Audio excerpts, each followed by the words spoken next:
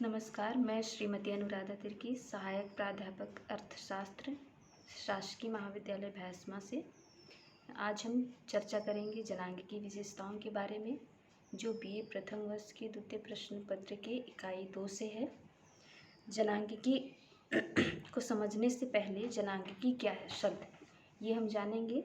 जनांगिकी का संबंध जनसंख्या से है और जनसंख्या का सीधा संबंध देश की श्रम शक्ति से है। श्रम उत्पादन का एक अनिवार्य और महत्वपूर्ण साधन है। श्रम के बिना किसी भी वस्तु का उत्पादन नहीं किया जा सकता। यहाँ हम उत्पादन के साधन को दो भागों में बांटे हैं। श्रम शक्ति, जो कि सक्रिय साधन है, और निष्क्रिय साधन पूंजी भूमि। अब यहाँ देखेंगे, श्रम के बिना जो निष्क्रिय साधन है भूमि पूंजी, वो किसी भी वस्तु का उत्पादन नहीं कर सकता। श्रम उत्पादन का मानवीय साधन भी है।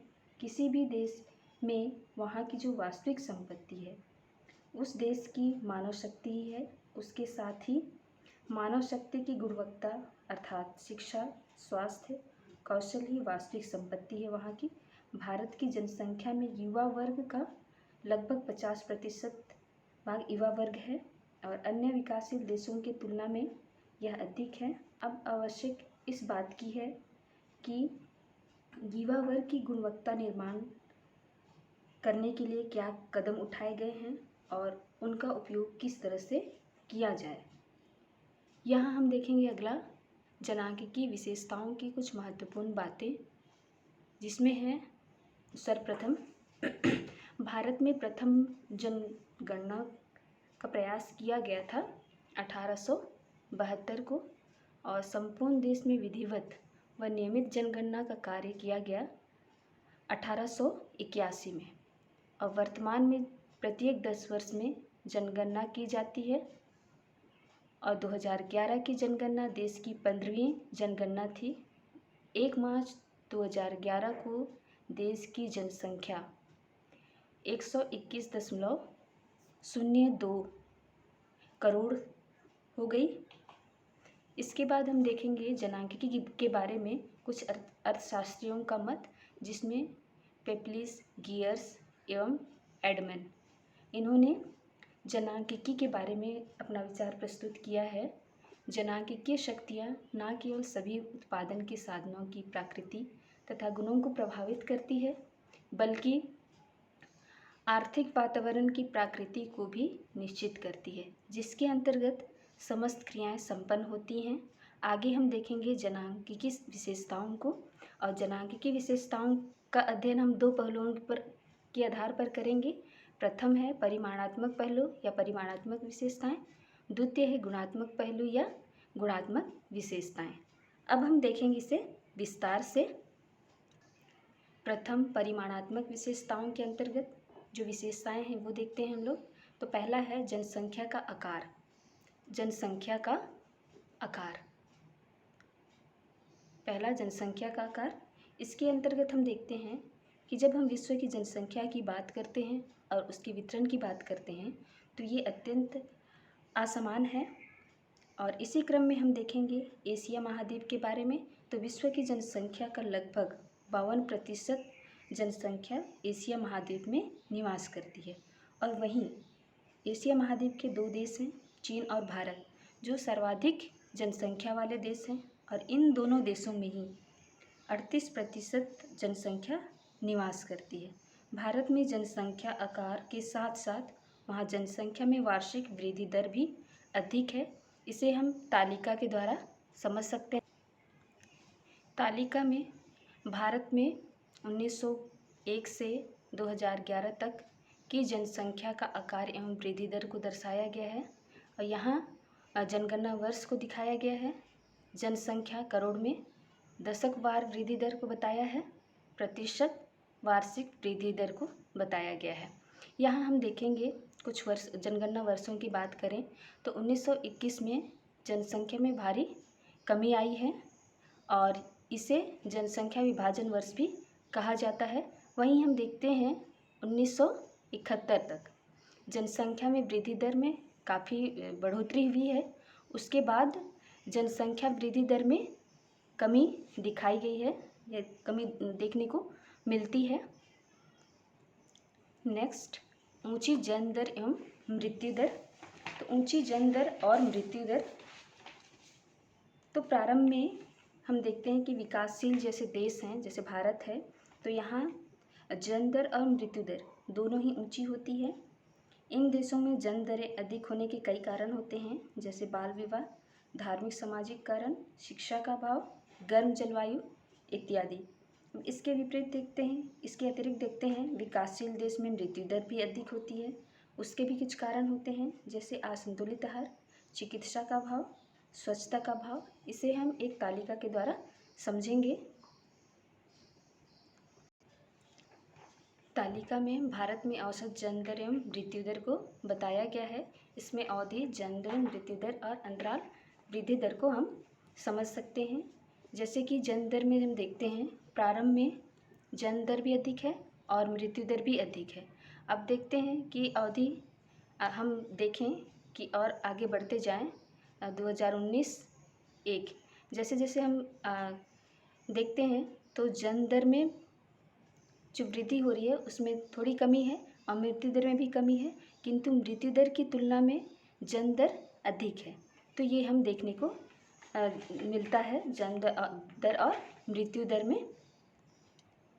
तीसरी विशेषता है जनसंख्या का कृषि पर अधिक दबाव। तो जैसे कि भारत कृषि प्रधान देश है, तो कृषि भारतीय अर्थव्यवस्था की रीढ़ की हड्डी कही जाती है, रीढ़ कही जाती है। कृषि पर देश की 64% जनता की जीविका का स्रोत है। राष्ट्रीय अर्थव्यवस्था में कृषि का महत्वपूर्ण स्थान है। भारत में कार्यशील जनसंख्या का बहुत बड़ा भाग रोजगार के लिए कृषि पर ही आधारित होता है। नेक्स्ट है आयु संरचना। आयु संरचना को दो भागों में बांटा गया है, कार्यशील जनसंख्या और आश्रित जनसंख्या। आश्रित जनसंख्या के अंतर्गत आता है 14 वर्ष से कम और 60 वर्ष से अधिक, ये आश्रित जनसंख्या है। और वहीं हम देखते हैं कार्यशील जनसंख्या, तो कार्यशील जनसंख्या 14 वर्ष से अधिक और 60 वर्ष से कम आयु के वर्ग की जनसंख्या होती है। अब विकासशील देश में देखते हैं आश्रित जनसंख्या जो है वो अधिक होती है कार्यशील जनसंख्या की तुलना में, और जबकि विकसित देशों में जस्ट इसके विपरीत कार्यशील जनसंख्या की तुलना में आश्रित जनसंख्या कम होती है। उसके बाद देखते हैं लिंगानुपात। लिंगानुपात का मतलब है प्रति 1000 पुरुषों में महिलाओं की संख्या से है। जैसे कि हमको मालूम है 2011 में पुरुषों की जनसंख्या थी 62.37 करोड़ और स्त्रियों की जनसंख्या थी 58.64। यदि हम देखें 2001 के अनुसार लिंगानुपात तो 933 थी और वहीं 2011 के अनुसार 940, जबकि छत्तीसगढ़ में लिंगानुपात 2001 में 989 व 2011 में 991 है। अब देखेंगे जनसंख्या का घनत्व। छठा पॉइंट है जनसंख्या का घनत्व। जनसंख्या का घनत्व का मतलब है प्रति वर्ग किलोमीटर भूमि क्षेत्र में रहने वाले लोगों की संख्या। तो हम देखते हैं भारत में 2011 में जनसंख्या का घनत्व है 382 प्रति वर्ग किलोमीटर, जो कि विकसित देशों की तुलना में काफ़ी अधिक है। अगला पॉइंट है आश्रित जनसंख्या की अधिकता। तो हम देखते हैं विकासशील देशों में आश्रित जनसंख्या अधिक होती है और कार्यशील जनसंख्या अधिक होती है, तो अर्थव्यवस्था में विकास की दर धीमी होती है। अब नेक्स्ट है कार्यशील जनसंख्या। कार्यशील जनसंख्या हम पहले भी देख चुके हैं कि कार्यशील जनसंख्या विकासशील देशों में कम होती है और पूरी आश्रित जो कार्यशील जनसंख्या नहीं होती है, आश्रित जनसंख्या होती है, वो पूरी तरीके से कार्यशील जनसंख्या पर निर्भर होती है। अगला है बेरोजगारी। तो विकासशील देशों में हम देखते हैं बहुत ज़्यादा बेरोज़गारी पाई जाती है। यहाँ सभी प्रकार की बेरोज़गारी पाई जाती है, जैसे ग्रामीण, शहरी बेरोज़गारी, शिक्षित बेरोज़गारी, अशिक्षित बेरोज़गारी, मौसमी बेरोज़गारी। तो इस तरह से देखते हैं बहुत ज़्यादा बेरोज़गारी यहाँ पाई जाती है। लास्ट विशेषताएं हैं नगरीकरण। नगरीकरण, जैसे कि हमको मालूम है कि भारत की अधिकांश जनसंख्या गाँवों में निवास करती है, जैसे कि लगभग 72% जनसंख्या गाँवों में निवास करती है और 28% के लगभग संख्या जो है वो शहरों या कस्बों में निवास करती है। उसके बाद देखेंगे जनांगीय विशेषताओं के अंतर्गत दूसरा पहलू गुणात्मक विशेषताओं के बारे में हम विस्तार से चर्चा करेंगे, जिसमें है पहली विशेषता निम्न जीवन प्रत्याशा। निम्न जीवन या प्रत्याशित आयु। प्रत्याशित आयु का तात्पर्य जीवित रहने की आयु से है। यदि मृत्यु दर अधिक है तो कम आयु में मृत्यु हो जाती है। इसके विपरीत यदि देश में मृत्यु दर कम है तो वहाँ जीवन प्रत्याशा अधिक है। मतलब जन्म के समय जीवित रहने की जो इच्छा रखी जाती है वो कहलाती है प्रत्याशित आयु। दूसरी विशेषता है शिक्षा का निम्न स्तर। हम देखते हैं कि विकासशील देशों में शिक्षा का स्तर भी निम्न पाया जाता है। इसके भी कुछ कारण है वहाँ की बढ़ती हुई जनसंख्या, जिसके कारण पर्याप्त शिक्षा सुविधाओं में कमी रहती है। वर्तमान में देखें तो लगभग 39% जनसंख्या आज भी यहाँ निरक्षर है या अशिक्षित है। 71% जनसंख्या शिक्षित है। और बात हम करें छत्तीसगढ़ की तो यहाँ भी लगभग 60.02% जनसंख्या साक्षर है, शिक्षित है और शेष जनसंख्या 39.08 लगभग जनसंख्या जो है अशिक्षित है।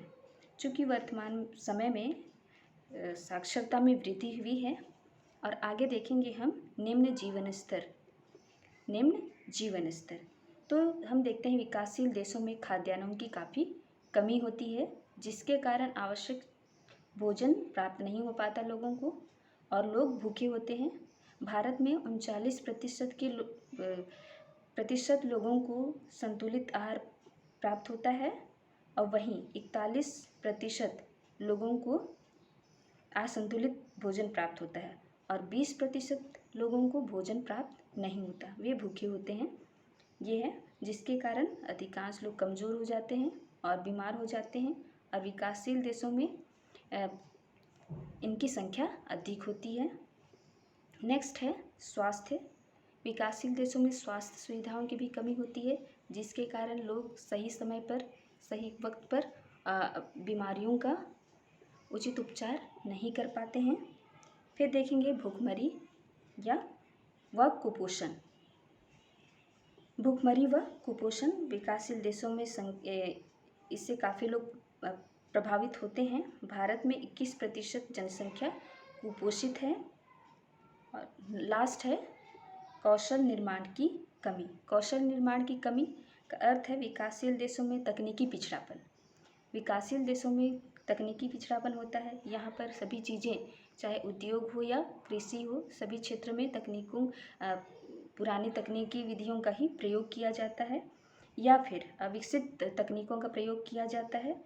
वह जो विकसित देश जिन तकनीकों का प्रयोग छोड़ चुके हैं, ऐसे तकनीकों का प्रयोग करते हैं। तो अभी तक हम जनांगीय की विशेषताओं को देखे हैं। Thank you.